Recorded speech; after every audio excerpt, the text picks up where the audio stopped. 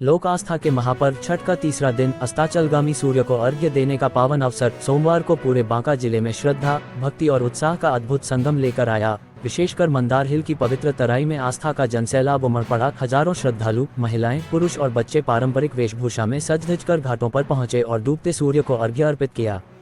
पौराणिक मंदार पर्वत, जिसे सृष्टि के आरंभ से ही धार्मिक और सांस्कृतिक महत्ता प्राप्त है, की तलहटी में स्थित पापहरिणी सरोवर, तारा मंदिर घाट, भयहरण मंदिर और चांदन नदी के छठ घाटों पर भक्तों का सैलाब उमड़ पड़ा। हर ओर भक्ति की लहरें दौड़ती रहीं। लोकगीतों की मधुर ध्वनि और छठ मैया के जयकारे से पूरा वातावरण गूंज उठा। ढोलक, थाली और गीतों की थाप पर महिलाएं परंपरागत रीति से पूजा अर्चना में लीन दिखीं।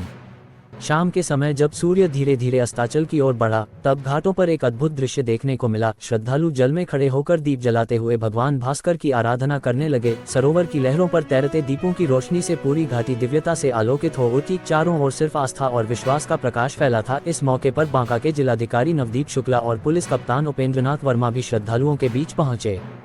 दोनों अधिकारियों ने अपने परिजनों के साथ भगवान भास्कर को अर्घ्य अर्पित किया और जिलेवासियों की सुख, शांति और समृद्धि की कामना की। डीएम ने घाटों की सफाई, सुरक्षा और व्यवस्थाओं का निरीक्षण करते हुए वहां मौजूद अधिकारियों को आवश्यक दिशा निर्देश दिए। उन्होंने कहा कि छठ महापर्व हमारी सांस्कृतिक पहचान और सामाजिक एकता का प्रतीक है। ऐसे आयोजनों में प्रशासन का दायित्व है कि श्रद्धालुओं को हर संभव सुविधा दी जाए। उद्धरण चिन्ह। प्रशासनिक तैयारियां भी काबिले तारीफ रहीं। गहरे पानी वाले घाटों पर गोताखोरों और एनडीआरएफ की टीम तैनात रही। महिला और पुरुष सुरक्षा बलों की गश्त लगातार चलती रही। बिजली, पेयजल, रोशनी और यातायात की व्यवस्थाओं पर प्रशासन की सख्त निगरानी रही। भीड़ प्रबंधन के लिए अस्थायी बैरिकेडिंग और बस बल्ले की विशेष व्यवस्था की गई थी, ताकि श्रद्धालुओं को किसी तरह की असुविधा न हो। स्थानीय स्वयंसेवी संगठनों और युवाओं ने भी घाटों की साफ सफाई में सहयोग दिया। महिलाओं और बच्चों की सुरक्षा के लिए जगह जगह हेल्प डेस्क बनाए गए थे। मंदिरों और घाटों के आसपास मेडिकल टीम भी तैनात रही, ताकि किसी आपात स्थिति में तुरंत मदद पहुंचाई जा सके। मंदार हिल की घाटी, जहां प्रकृति, परंपरा और भक्ति का अद्भुत संगम दिखाई देता है, सोमवार की शाम सचमुच दिव्यता से भर उठी।